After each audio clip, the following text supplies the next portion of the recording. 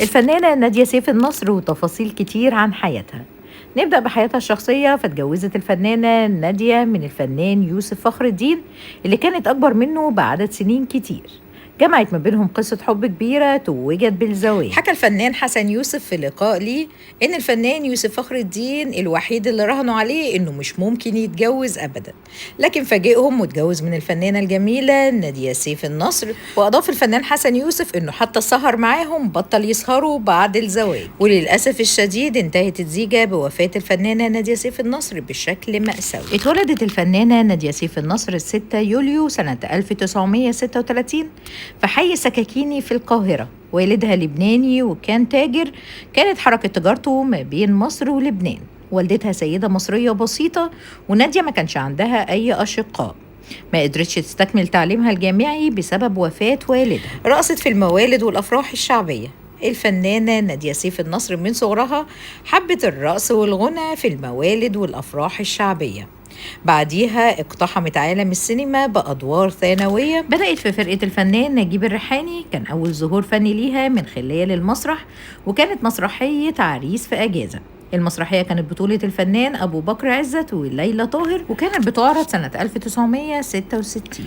يعتبر المخرج الكبير حسين الإمام هو اللي اكتشف موهبة الفنانة نادية سيف النصر وقدمها في أول تجربة سينمائية ليها، كان من خلال فيلم هو والنساء. قامت بدور فتاة ليل باحثة عن الشهرة. الفيلم كان بطولة هند رستم ورشدي أباظة، ويعتبر فيلم غروب وشروق وفيلم 7 أيام في الجنة من أبرز أدوارها.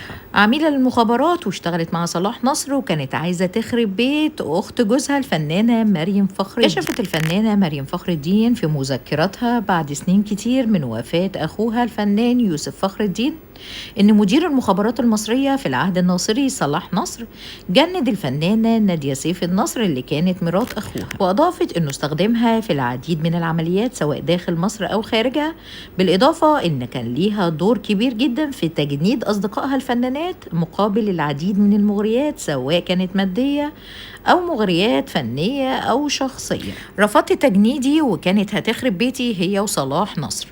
أكدت الفنانة مريم فخر الدين إن الفنانة نادية سيف النصر حاولت تقنعها كتير إنها تجندها لصالح المخابرات المصرية، ولكن مريم فخر الدين رفضت، وكانت وقتها زوجة للدكتور الطويل. قالت الفنانة مريم فخر الدين إن الفنانة نادية سيف النصر لجأت لخلق حكاية عارية تماما من الصحة وخطة شيطانية تحت إشراف صلاح نصر. الهدف منها هو دخول الشك في قلب الفنانة مريم فخر الدين ناحية زوجها وطلب الطلاق، ودي كانت أمنية صلاح نصر عشان يبقى سهل عليه إنه يجندها. ولكن الفنانة مريم فخر الدين قدرت تعرف الحقيقة، وتبين بعدها إن نادية عميلة للمخابرات. حادث مدبر والرحيل مأساوي. رحلت الفنانة نادية سيف النصر بشكل مأساوي ناتج عن حادث سيارة غامض في بيروت. الحادث كان سقوط سيارتها من أعلى جبال لبنان. الحادث كان 27 فبراير سنة 1974، وكانت الفنانة نادية سيف النصر وقتها عمرها 41 عام. الحادث كان مدبر. ذكرت بعض التقارير الصحفية إن حادث مقتل الفنانة نادية سيف النصر جه مباشرة بعد رفضها استكمال مشوارها المخابراتي مع صلاح نصر.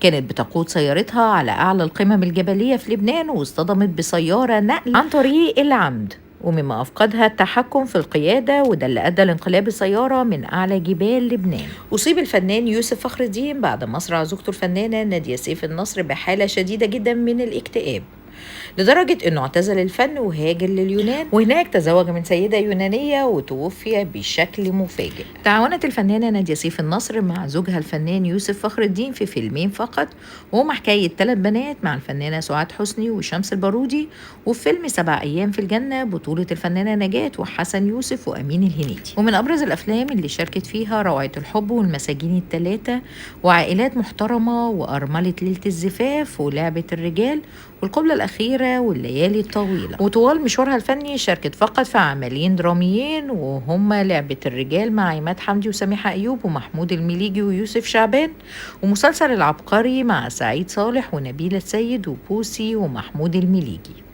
وهنا خلص الفيديو. لو عجبكم لايك وشير وفولو للبيج.